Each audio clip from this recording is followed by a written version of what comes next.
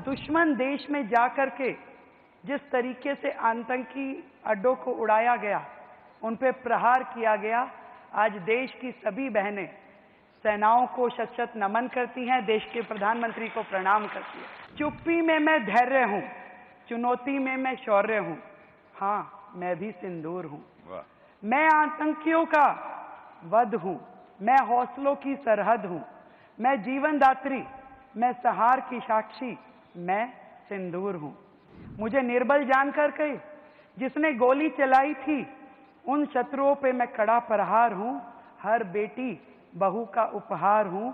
मैं भारत का कल और आज हूं, मैं हिंदुस्तानी लाज हूं, हाँ मैं सिंदूर हूं। मुझे सच में ये सोच के अफसोस होता है कि इस कुर्सी पे मुझसे पहले वो लोग बैठे जो देश की सेनाओं पे प्रश्न चिन्ह लगाते थे, जो देश के दुश्मनों के साथ हाथ मिलाते थे और जिसमें ना मातृभूमि के प्रति निष्ठा रही और ना ही देश के प्रति प्यार।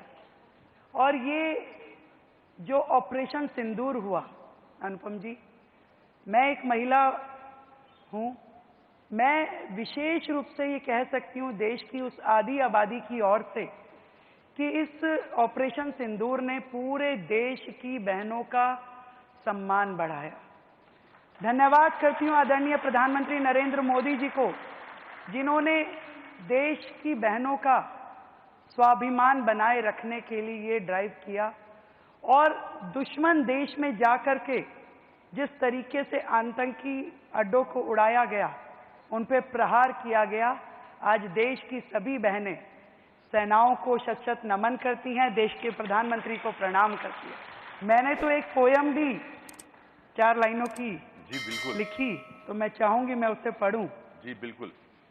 पोयम का नाम रखा मैं भी सिंदूर हूं। वाह।